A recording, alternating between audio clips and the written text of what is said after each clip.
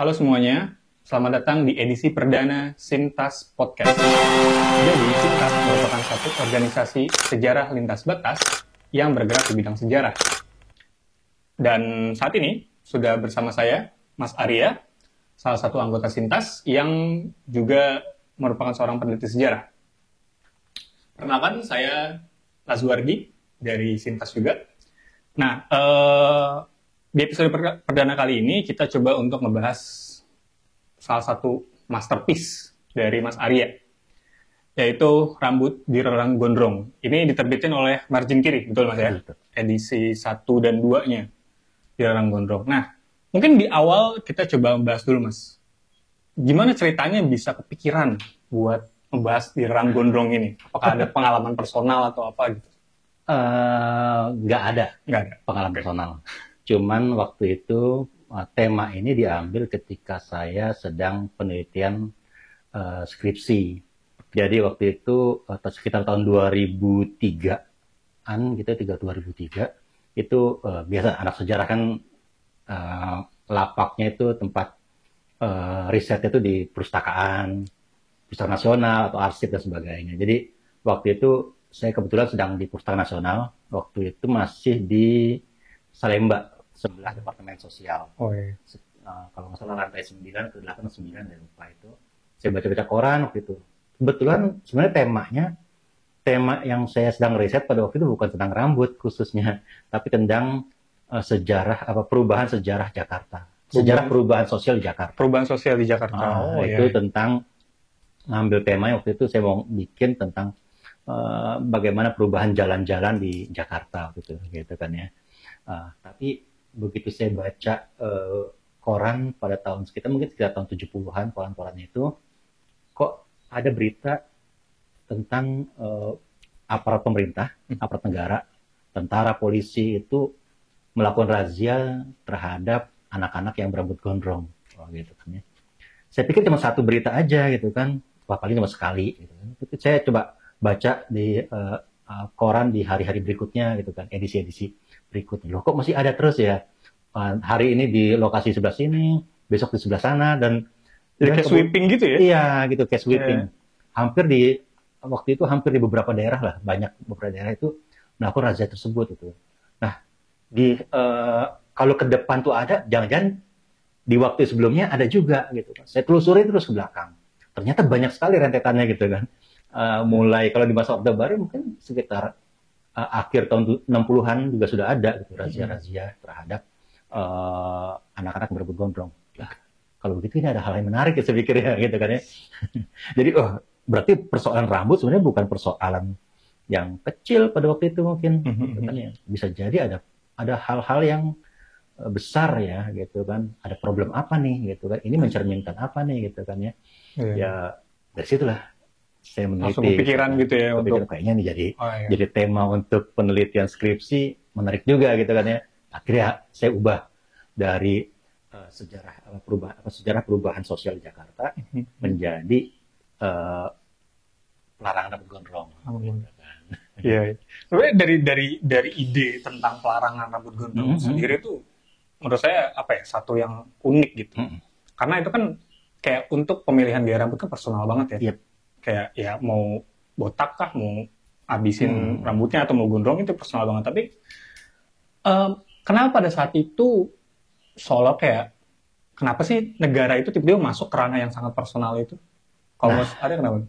Itu udah pertanyaan saya sebenarnya ketika membaca-baca koran itu. Kenapa pemerintah, kenapa aparat negara sampai harus melakukan razia terhadap anak-anak rambut gondrong gitu kan? Ada apa nih? Problem apa nih? Nah itu tadi, rambut kan sesuatu yang sangat personal gitu kan ya. Orang per orang gitu kan, gaya hidup gitu kan. Nah gaya hidup kan seharusnya nggak bisa diatur lah ya, itu kan selera gitu. Ada intervensi harusnya ya. Sampai negara mengatur selera rakyatnya gitu kan. Nah itu pertanyaan saya waktu itu kan.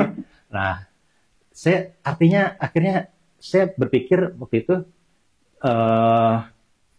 ketika aparat negara, pemerintah sampai waktu itu kan ada Kopkamtib ya. Kopkamtib sebagai sebuah organisasi penjaga keamanan yang sangat paling berpengaruh ya waktu itu ya. Itu melakukan razia, mengeluarkan surat perintah gitu kan untuk mengatasi atau menyelesaikan problem rambut gondrong ini. Artinya kan secara politik gitu kan ya waktu itu ya, pemerintah Orde Baru ingin mengontrol anak muda melalui ya dengan apa, contoh kasusnya rambut gondrong gitu kan. Jadi saya pikir waktu itu saya tidak sedang meneliti sejarah sosial, sejarah gaya hidup gitu kan. Tapi ini sebenarnya sejarah politik gitu kan. Jadi bagaimana mentalitas pemerintah Orde Baru melakukan pengontrolan terhadap anak-anak muda. Studi kasusnya adalah rambut gondrong ini. Jadi ini adalah apa namanya? Ketika tadi bicara ini kan selera ya. Berarti ini memang bagaimana politik pemerintah Orde Baru waktu itu terhadap anak muda sebenarnya. Nah, iya. Menarik banget sih. Ini kalau rambut saya segini kena kajian, Mas. Kena waktu itu sih. Kena ya. Jadi pemerintah itu waktu itu panjangnya gimana tuh? Bikin standarisasi. Jadi ada standarisasi, kalau nggak salah itu waktu itu di salah satunya itu di koran Angkatan Bersenjata. Kalau nggak salah itu waktu itu bikin semacam standarisasi. Kalau rambut yang gondrong itu adalah yang melewati kerah, lalu melewati kuping, nah itu udah masuk kategori gondrong. Gitu. Zaman dulu saya udah ditangkap kali ya. Dipotong. Ya. Jadi bukan ditodong senjata, tapi ditodong sama gunting. Sama gunting, iya. Waduh, ngeri banget sih itu. Sebenarnya apa namanya ya? Tadi bicara juga soal apa ya? Soal bagaimana pemerintah Orde Baru terus mengintervensi apa namanya ranah personal gitu ya. Nah, saya yang baca di sini juga, yang menarik tuh di bagian pembukanya, Mas Arya membuka bagaimana definisi pemuda di keluarga Jawa. Bagaimana kemudian pemuda di era kontemporer Indonesia. Dan apa namanya? Dan kemudian transisi antara keduanya ini itu menjadi satu pertanyaan penelitian yang menarik menurut saya. Dan sebenarnya apa yang berubah sih? Apakah semangat pemudanya berubah atau apa ya ideologi pemudanya berubah gitu dari pemuda di Jawa atau pemuda dalam pengertian Jawa lah gitu ya dengan pemuda yang ada pada saat itu gitu. Ya, jadi kan gini, Orde Baru itu kan kalau kita bisa bilang lah ya, itu kan ordenya pemerintah itu mengadopsi budaya Jawa gitu kan ya, dengan Soeharto sebagai supreme father apa bapak tertinggi gitu kan ya gitu kan. Jadi kalau apa namanya kita kan kayak semacam negara apa kekeluargaan gitu kan, dan di dalam sebuah keluarga itu kan ada patron, ya patronnya adalah bapak gitu kan, sosok bapak sangat kuat, lalu ada ibu dan anak-anak gitu kan. Jadi ibaratnya kalau kata saya Siraisi gitu kan ya, itu dibilang ya Soeharto sebagai bapak tertinggi, lalu anak-anak itu tadi para menteri dan sebagainya itu anak-anaknya tuh, walaupun sebenarnya secara usia mungkin hampir mirip sebenarnya, tapi dia memposisikan seperti itu. Nah, anak-anak itu kan ibarat harus patuh pada orang tua, pada bapak dan sebagainya. Bapak sebagai sumber kebijaksanaan dan sebagainya itu. Jadi anak-anak seharusnya mengikuti apa saran orang tua gitu kan ya. Orang tua punya pengalaman, anak enggak. Dan ya jadi seperti itulah. Nah, dalam konteks politiknya juga seperti itu gitu kan. Jadi pemerintah tuh menjelmakan diri sebagai orang tua gitu. Rakyat adalah anak-anaknya gitu kan. Termasuk anak-anak muda gitu kan. Anak-anak muda sebagai ya bagian rakyat, ya rakyat harus ngikutin apa yang diperintahkan oleh negaranya gitu loh. Jadi seperti itu sih. Jadi dalam konteks itu gitu kan. Jadi bagaimana negara kemudian ingin mengontrol rakyatnya gitu kan. Nah, dalam konteks anak muda itu sendiri gitu kan, sebenarnya konsepsi anak muda Indonesia itu ya kalau dibilang sejak masa kolonial sampai dengan pasca Orde Baru ini ya terus mengalami perubahan gitu definisinya gitu loh. Bagaimana misalnya anak muda tahun 20-an, 30-an itu kan dengan semangat ingin dengan pendidikan gitu kan ya, pendidikan untuk bisa mencapai kemerdekaan gitu kan ya. Lalu ketika masa revolusi pasca Jepang itu kan, Jepang juga mengubah bagaimana definisi anak muda itu menjadi lebih revolusioner kan. Mulai dari situ kan Jepang itu kan melatih baris berbaris gitu kan, melatih militer gitu. Nah, itu juga yang jadi mengubah anak-anak muda tadinya yang sifatnya mungkin berpendidikan untuk menjadi seorang anak muda kan berubah gitu ya, gitu kan, mengajukan sesuatu yang baru itu kan dengan pendidikan. Tapi begitu Jepang masuk dan kemudian pasca perang perang revolusi gitu kan, ya yang muda itu bukan lagi yang berpendidikan saja gitu, tapi juga yang mengangkat senjata gitu kan. Dan juga waktu itu cirinya rambutnya gondrong, sebagai pemuda-pemuda revolusioner lah, gitu-gitu ya kira. Lalu ya Orde Baru mengubah itu gitu kan. Jadi muda yang gondrong, yang revolusioner itu mungkin dianggap sebagai sesuatu yang tanda petik membahayakan nih gitu kan ya. Iya. Jadi perlulah diatur gitu loh kan. Anak-anak muda ini gitu kan. Kira-kira gitu. Iya. Itu menarik sih. Jadi sebenarnya yang jadi pertanyaan saya tuh ketika baca buku ini saya mempertanyakan emang rambut gondrong tuh kenapa gitu. Kayak apakah pertama itu hanya sebagai satu ajang pembuktian bahwa rakyatnya patuh pada tadi bapakisme gitu ya, bapakisme negara, atau memang ada budaya yang datang dari luar, terus kemudian dianggap gondrong itu merupakan representasi dari bukan budaya Indonesia dan lain sebagainya gitu. Ya, bisa juga begitu gitu kan. Jadi gini, Orde Baru itu kan menamakan dia, jadi orang-orang Orde Baru itu menamakan dirinya sebagai Orde Baru untuk menjadi antitesis daripada Orde Lama gitu kan. Yaitu eranya Soekarno gitu kan. Padahal ya Soekarno dan koleganya waktu itu juga nggak menyebutnya sebagai Orde Lama. Gitu kan. Orde Lama juga sebutan dari orang-orang Orde Baru gitu kan ya. Nah, Orde Baru ingin menjadi antitesis daripada Orde Lama. Yaitu apa? Kalau Orde Lama katanya era Soekarno itu politik sebagai panglima, makanya politik yang dikedepankan, jadi ekonominya morat-marit lah gitu ya, gitu kan katanya. Lalu Orde Baru masuk menggantikan Orde yang lama, ya ingin membalik itu gitu kan, bukan lagi politik yang menjadi panglima, tapi ekonomi yang menjadi panglima. Bagaimana ingin memacu pertumbuhan ekonomi, pembangunan gitu kan, bagaimana tadi ekonomi yang ditinggalkan, kemudian bagaimana ingin ekonomi ini semakin besar gitu loh, pembangunan dan sebagainya. Nah, bahkan ya orang-orang Orde Baru itu, pemerintah Orde Baru itu yang orang-orang yang dulu juga tanda petik berjuang untuk kemerdekaan anak-anak muda yang pada waktu itu juga menjadi penggerak proklamasi dan sebagainya itu kan. Nah itu ya dia bilang ya pembangunan sebagai kelanjutan dari perjuangan kemerdekaan gitu kan. Cita-cita proklamasi itu ya diwujudkan dengan pembangunan gitu kan. Perekonomian. Nah, salah satu harapannya ya bagaimana anak-anak muda ini juga bisa menjalankan program pembangunan itu.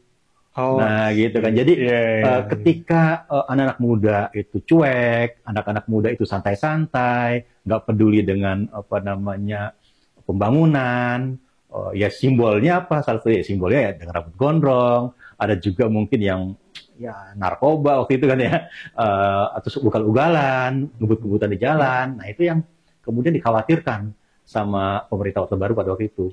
Nah, yang simbol paling gampang dilihat itu kan adalah rambut gitu ya. Ya kemudian ya rambut itu sih ketika pemerintah Orde Baru ingin pembangunan tadi, mengejar pembangunan, ketika melihat anak-anak muda yang dianggap santai-santai tadi, selalu simbolnya adalah rambut yang gondrong ya. Artinya perlu diberantas rambutnya ini gitu kan. Anak-anak muda dengan rambut gondrong ini gitu kan. Nah itu yang kemudian dikejar. Walaupun sebenarnya bukan itu aja gitu kan. Tapi ada problem secara kultural di internal para pejabat waktu itu gitu kan. Jadi mereka sebenarnya punya kekhawatiran terhadap bukan kepada rakyat atau anak muda secara luas gitu kan. Tapi ada kekhawatiran anak-anak mereka gitu. Juga seperti itu gitu kan. Melakukan kenakalan-kenakalan dan sebagainya gitu. Jadi ada waktu tahun 60-an akhir, 70-an awal itu ada istilah namanya crossboy gitu kan. Oke. Crossboy itu ya ibarat tuh itu anak-anak yang apa sih istilahnya? Kayak ya anak-anak nakal lah gitu kan. Bahkan sampai siapa namanya? Motingo Boucher itu bikin novel judulnya Cross Mama. Jadi salah satu kesimpulannya tuh kalau anaknya crossboy berarti karena itu adalah bapaknya atau ibunya juga cross gitu kan. Ada cross mama, cross papa gitu kan. Jadi makanya anak-anaknya juga cross gitu kan. Jadi ada kekhawatiran itu sebenarnya. Jadi kekhawatiran terhadap para pejabat itu terhadap anak-anak mereka. Siapa yang akan meneruskan apa namanya? Siapa Kelanjutan bisnisnya, kelanjutan berada di pemerintahannya dan sebagainya gitu kan. Nah, kekhawatiran itu yang sebenarnya juga melatar belakangi kenapa pemerintah Orde Baru waktu itu ingin memberantas rambut gondrong. Ini ada bukti-buktinya sebenarnya. Salah satunya dari autobiografinya Hugeng waktu Kapolri gitu kan. Jadi ceritanya waktu itu di bukunya Hugeng itu ada ini. Jadi anak buahnya tuh laporan gitu kan.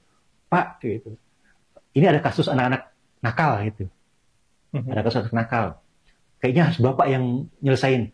Loh, kenapa harus saya gitu kan? Selesain aja gitu. Enggak. Mesti Bapak yang nyelesain gitu kan. Kasus anak nakal ini.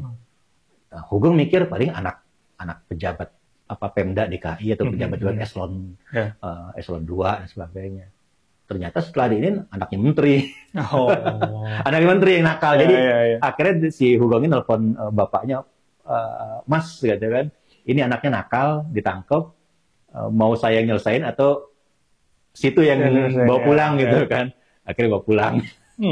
Jadi sudah ada problem itu. Bahkan juga di tajuk rencananya Kompas juga ngebahas itu. Tajuk rencananya Indonesia Raya juga ngebahas soal bagaimana kekhawatiran orang-orang tua yang pejabat terhadap anak-anaknya.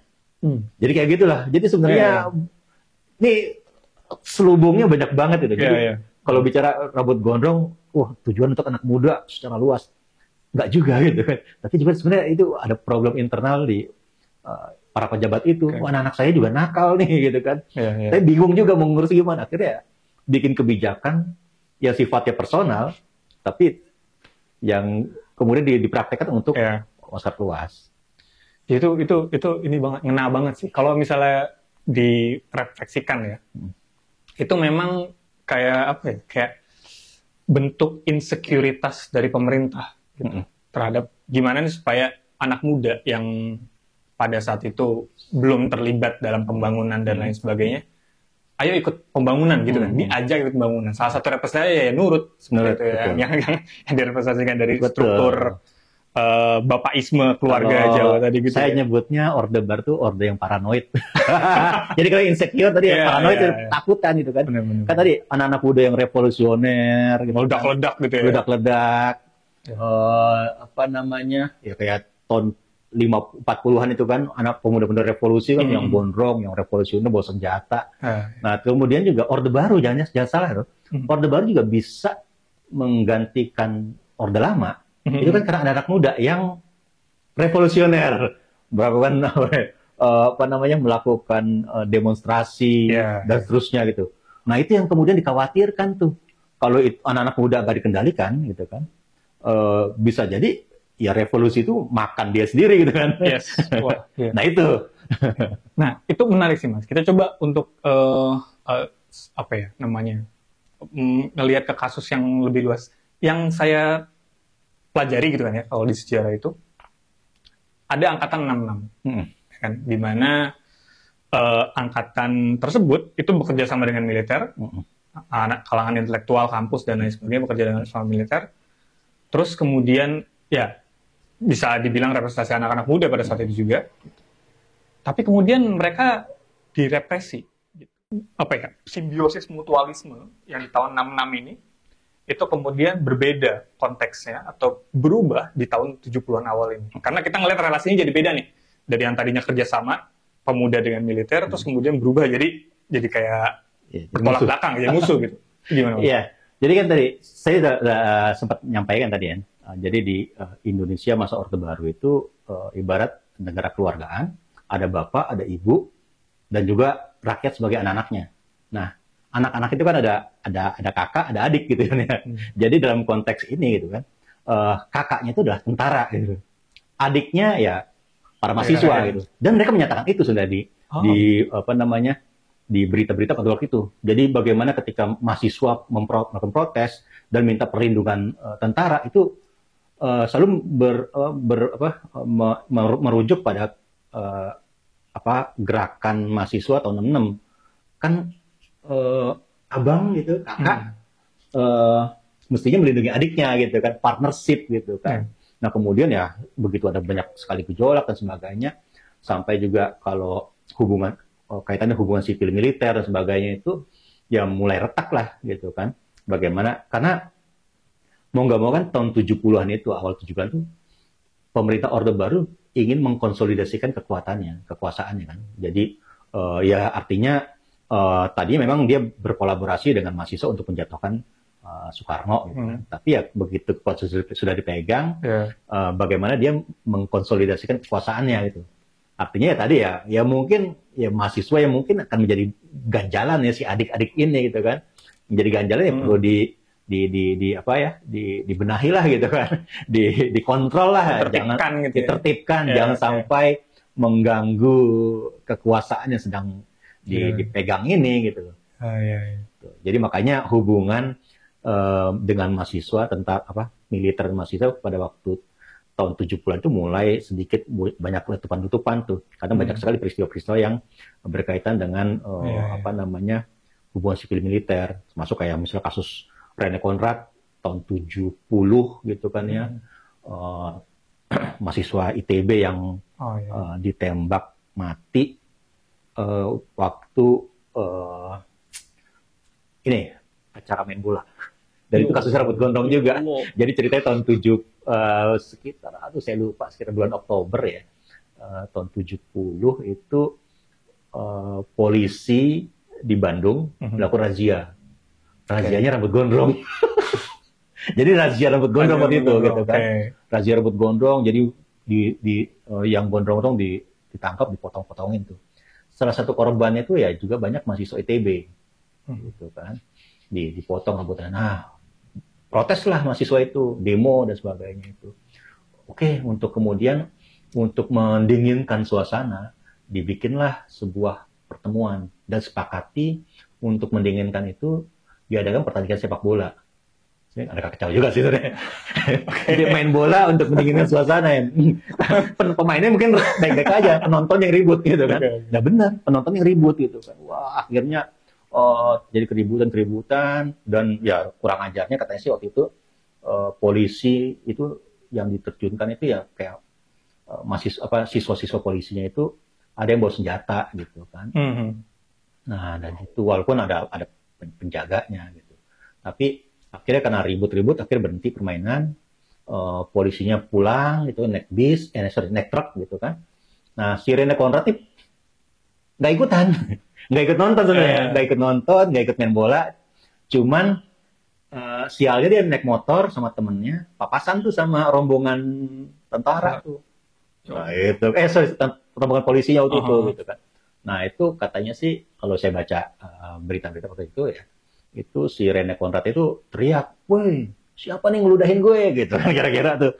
Langsung satu truk turun, gebukin. Katanya kemudian udah gelepar dibawa ke kantor polisi. Nah itu dicari-cari sampai malam katanya, ketemu geletak di kantor polisi udah meninggal. Nah itu kemudian muncul keributan kan, demo mahasiswa terhadap aksi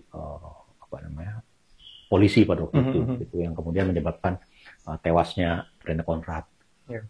Ya kira-kira gitu. Dan kemudian ya banyak sekali kasus-kasus yang kemudian ya memunculkan hubungan sipil militer semakin renggang ya. Terutama dengan mahasiswa.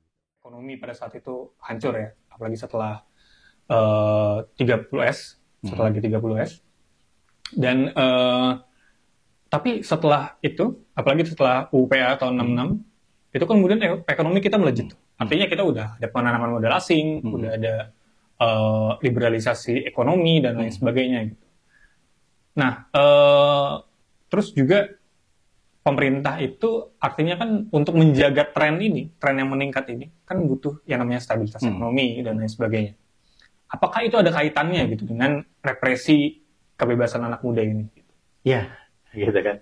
Ya karena tadi bagaimana untuk mengejar pertumbuhan ekonomi, perekonomian, pembangunan dan sebagainya itu butuh stabilitas kan, stabilitas politik gitu, sama yang itu yang nggak tercapai ketika di eranya Soekarno gitu kan. Karena ekonomi sebagai panglima, revolusi belum selesai ya revolusi terus gitu kan, kira-kira gitu loh. Jadi karena situasi tanda petik kacau secara politik dan sebagainya, pemerintah Orde Baru membutuhkan suatu suasana yang stabil secara politik.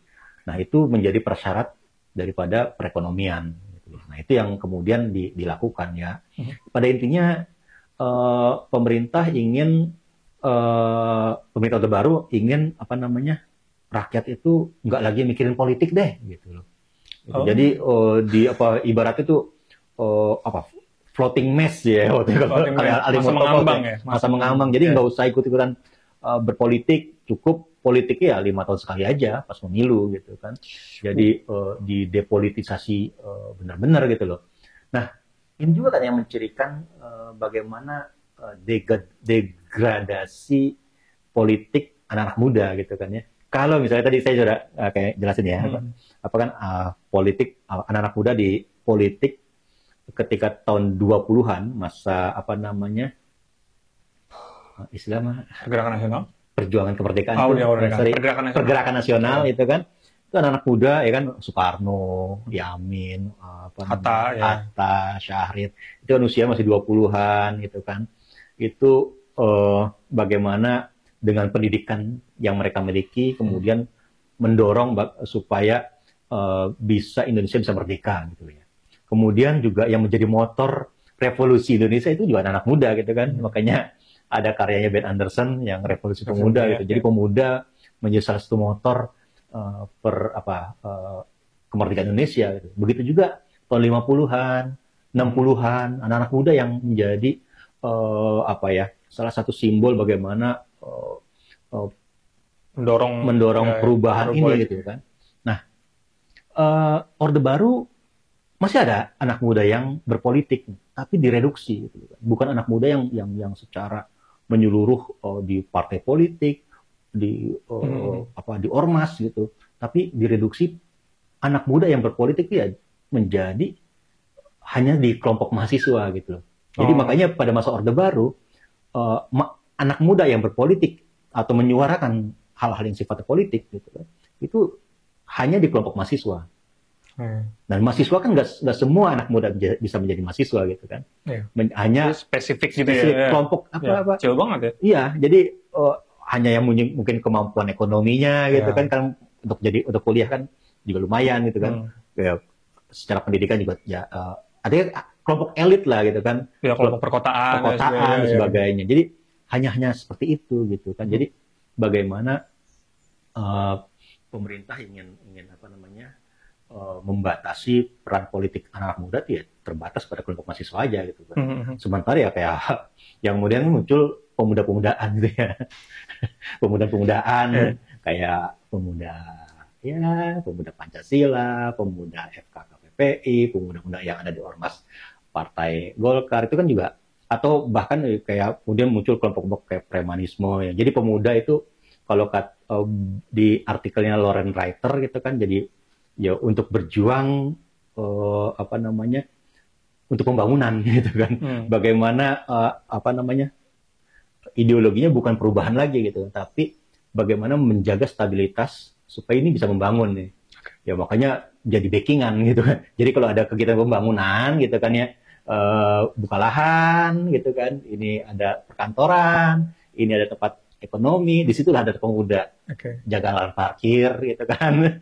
Jadi pemuda, makanya sampai sekarang kalau ada bentrokan antar pemuda berebut lahan parkir tuh, itu biasanya disebut ormas pemuda gitu ya. Kalau di berita-berita gitu ya, ormas pemuda A dan B itu bentrok untuk memperebutkan lahan parkir. Nah itu peninggalan Orde Baru tuh. Ya, Jadi kayak begitu tuh. Jadi bisa ke sana ya? Ya juga ya. Lauren Writer nulis begitu tuh. Iya, Jadi iya. kalau sekarang ada rebutan misalnya kelompok pemuda A, kelompok pemuda B itu berantem. Ada yang sampai tewas bahkan gitu kan untuk mempertahankan sebuah lahan yang menjadi lahan ekonominya salah satu kelompok. Apalagi sudah tempat parkir lah. Paling gampang tempat parkir ya biasanya. Itu ya tahun 70-an itu mulai muncul tuh kayak gitu tuh. Tadinya tuh anak-anak muda di ormas-ormas pun nggak ngomongin politik soal ekonomi begini, tapi bagaimana mendorong perubahan. Wah, harus begini. Oh iya.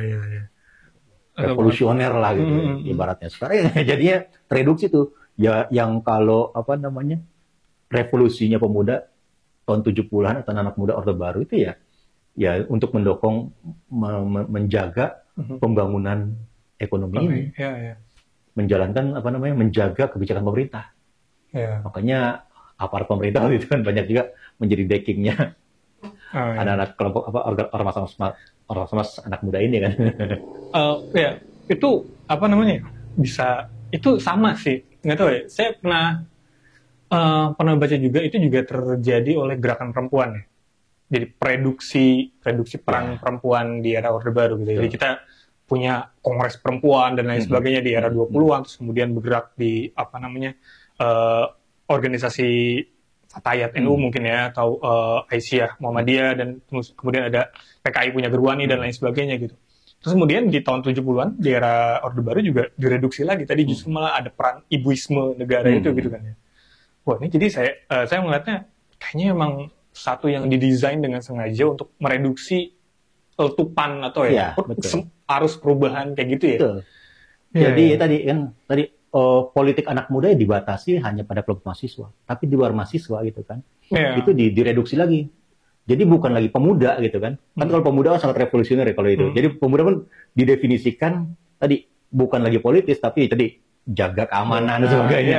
Nah, sementara yang di luar itu, Orde Baru punya proyek lagi tuh, menjadikan pemuda yang tanda petik lebih definisi itu lebih politis gitu kan, kayak revolusi pemuda ya gitu kan, Wayne Anderson ya.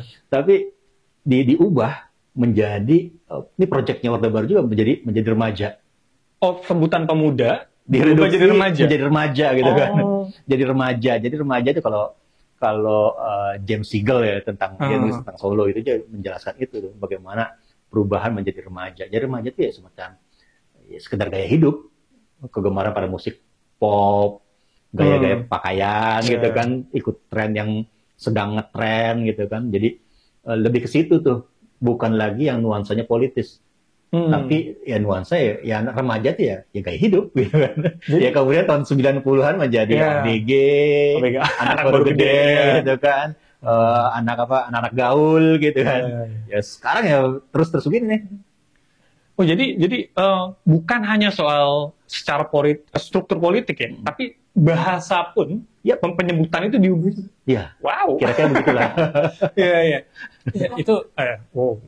Jadi maksud saya kita bisa ngelihat secara yang lebih luas ya bagaimana kontrol terhadap masyarakat di era itu sangat ketat gitu ya. Betul. Dan tadi berkaitan juga dengan ekonomi yang sedang berkembang gitu. Iya. Nah, kalau itu saya rasa agak sedikit kontradiktif karena di Amerika misalnya ketika kita ekonomi bebas, kita demokrasi yang liberal dan sebagainya. Artinya budaya juga ada ya liberal juga gitu. Hippies juga ada di Amerika Serikat gitu, dan musik-musik kemudian berkembang secara bebas, budaya berkembang secara bebas. Tapi di Indonesia ekonomi boleh maju, ekonomi boleh bebas, politik nggak boleh bebas. Itu kan semacam apa ya? Kontradiktif sih kalau saya ngeliat ya. Nah itu kalau menurut Mas Ara gimana? Ya itulah anehnya gitu kan ya. Kan gini, lucunya tuh Orde Baru jadi pengaruh Barat gitu kan ya. Itu masuk lebih dulu bukan di ekonomi. Ya, jadi gitu. Jadi justru dari musik pop gitu kan, musik rock gitu kan. Jadi musik rock udah bisa masuk lebih dulu lewat radio-radio yang dibuka sama Angkatan Darat juga waktu itu tahun 60-an itu kan. William Frederick ya, baca buku William Frederick. Bukan, William Frederick yang tentang Rhoma Irama gitu kan. Itu juga dia nulis bagaimana musik rock itu bisa masuk lebih dulu infiltrasinya ketimbang ekonomi gitu kan ya. Jadi seperti itu. Jadi memang di negeri barat semua bebas gitu kan, ada hippies dan sebagainya. Justru itu yang dikhawatirkan sebenarnya sama pemerintah gitu kan. Karena itu tadi pemerintah Orde Baru menganggap hippies atau budaya generasi bunga dan sebagainya itu kebebasan yang justru akan membuat anak-anak muda Indonesia gitu menjadi melupakan perannya gitu kan. Jadi anak muda Indonesia udah didefinisikan tuh sama pemerintah Orde Baru pada waktu itu. Jadi harus melanjutkan perjuangan kemerdekaan, melanjutkan sudah digariskan sama pemerintah bahwa ini orang-orang pemerintah pada waktu itu memerdekakan Indonesia nih tahun 45. Sekarang siapa yang mengisi gitu kan? Ya anak muda sekarang harus mengisi pembangunan ini. Makanya harus dikontrol, dibina, didefinisikan ulang. Anak muda tuh harus begini melanjutkan perjuangan. Nah, perjuangan itu bukan lagi mengangkat senjata, tapi dengan pembangunan ekonomi harus stabil dan sebagainya. Jadi itu. Jadi kalau melihat tadi anak-anak muda yang meletup-letup atau gaya hidupnya yang bebas, gerakan, itu dianggap acuh tak acuh loh kalau katanya Sumitro gitu. Sumitro Kokop Kamtip. Itu konversilik kalau istilah Belandanya waktu diwawancara di TVRI itu. Jadi anak-anak muda ini acuh tak acuh. Nah itu contohnya apa? Rambutnya gondrong. Nah itu kemudian harus dirapi kan.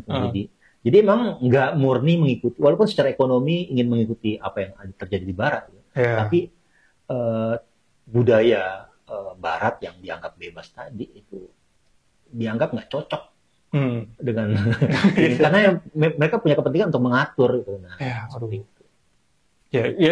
Saya ngeliatnya dua hal yang kontradiktif tadi ya Mas, saya bilang gitu. Jadi kayak pengennya enaknya doang nih. Betul.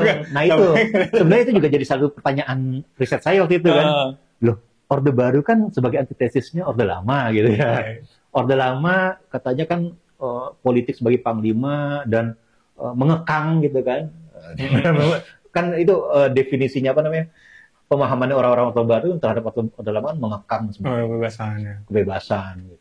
Lagu ngakingkok nggak boleh gitu kan. Tapi begitu Soekarno-nya tumbang, ada Orde Baru, tapi kok ya di awal doang bebas, kemudian tetap pada prinsipnya harus dikendalikan. Karena dia ada konsolidasi di power itu ya, konsolidasi power itu ya. Wah, itu menarik banget sih. Jadi kalau di era tahun 70-an itu, yang menarik juga, saya mau nanya ini deh.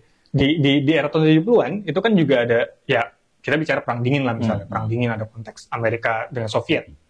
Terus di saat yang bersamaan juga ada globalisasi awal ya, kalau menurut saya bilang. Jadi bagaimana dunia itu ya bisa bertukar kebudayaan dengan media dan lain sebagainya.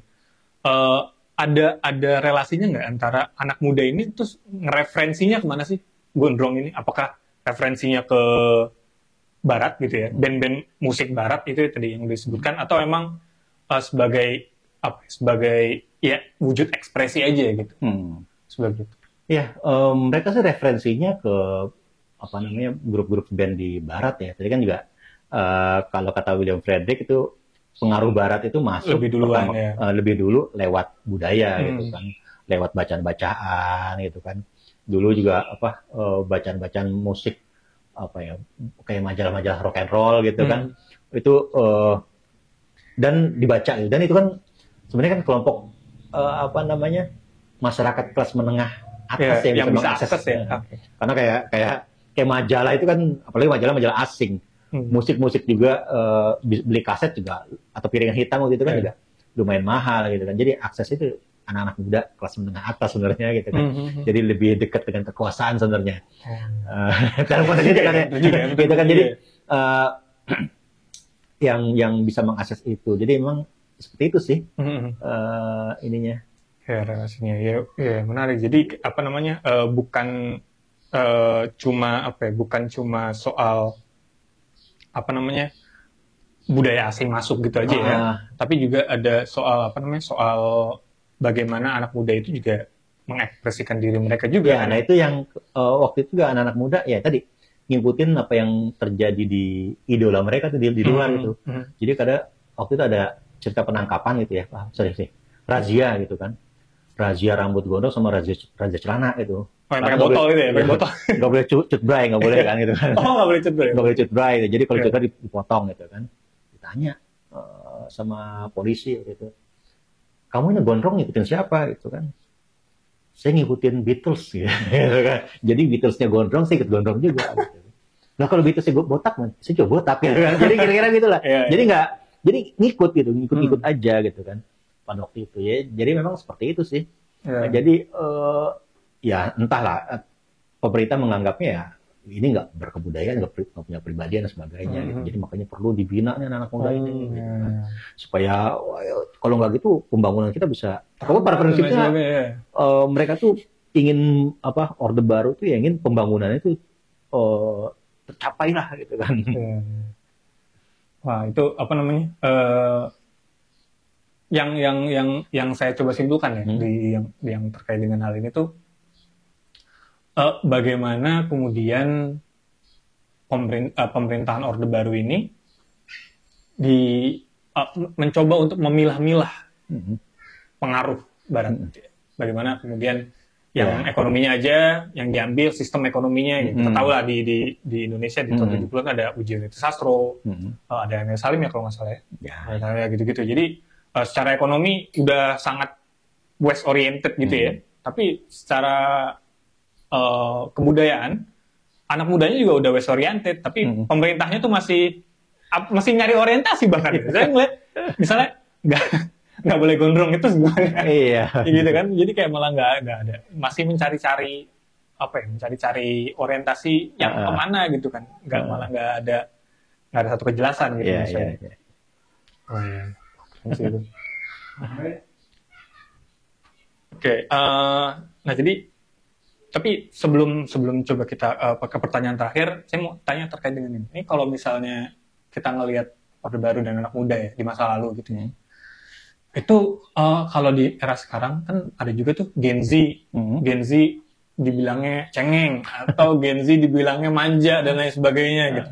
Apakah ini merupakan satu kelanjutan dari cara pandang generasi tua dan generasi muda di masa lalu gitu? Kalau menurut Mas Arya gimana nih? Kalau ngeliat kita konteks saat ini gitu ya, gimana ngeliat Gen Z apa? Tiap zaman itu kan berbeda ya. Tiap zaman ada jiwanya gitu ya.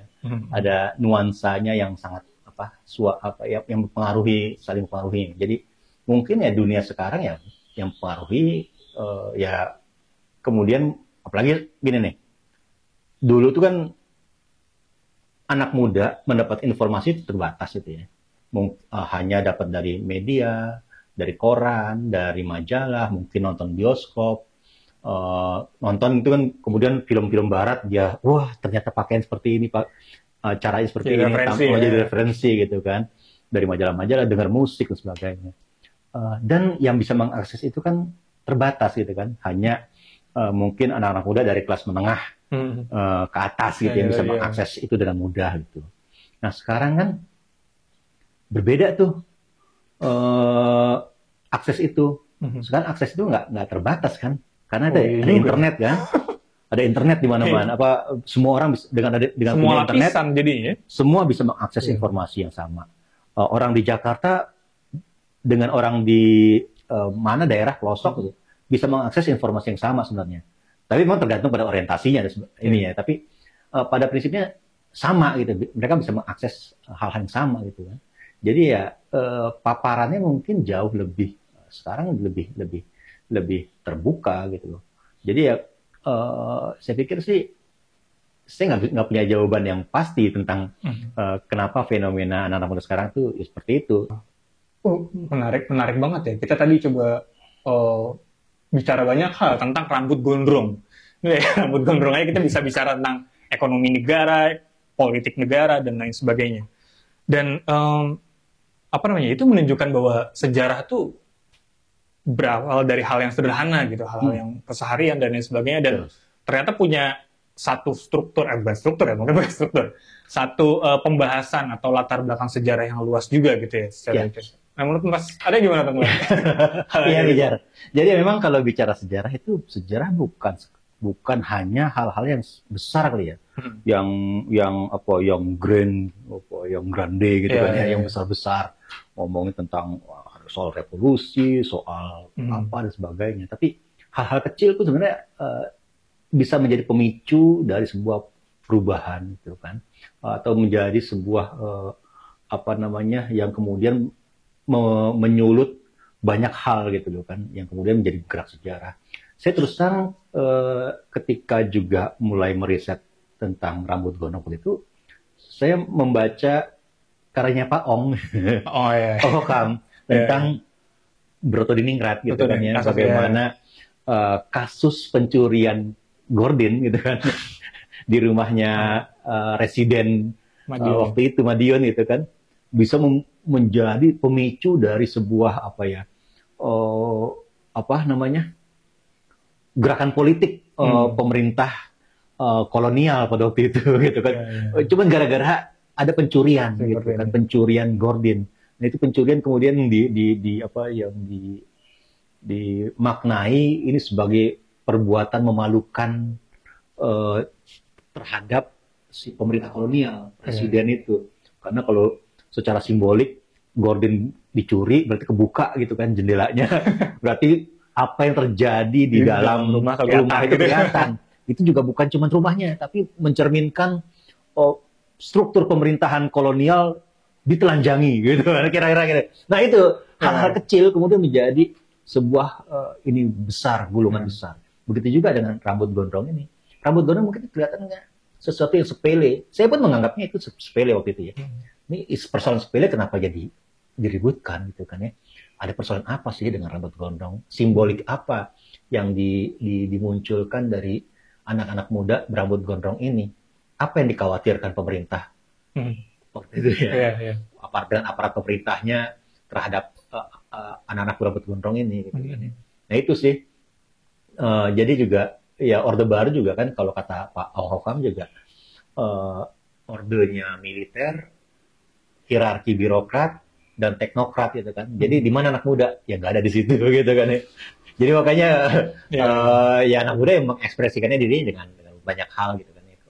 Yang kemudian dilihat juga berbeda juga ketika mengekspresikan dengan banyak hal tadi. Dikhawatirkan juga sama pemerintah, makanya perlu dikendalikan dan sebagainya gitu kan. Dikontrol, didefinisikan lagi anak muda itu. Wah, itu bisa jadi semacam apa ya? Semacam ide-ide juga nih buat mahasiswa-mahasiswa mungkin atau siapapun yang suka dengan sejarah gitu. Kita perhatikan hal sekitar kita mungkin Mas. Hal sekitar kita mungkin bisa jadi dia punya satu makna besar dalam sejarah di belakangnya gitu. Wah, itu seru banget sih terkait dengan pembahasan kali ini. Oke, terima kasih Mas Arya sudah menyempatkan dalam episode kali ini. Jadi tamu perdana, episode perdana. Jadi pecah telur ya. Pecah telur. Ya, terima kasih buat teman-teman yang udah nonton juga dan mendengar juga mungkin di kanal lain. Dan sampai jumpa di episode berikutnya.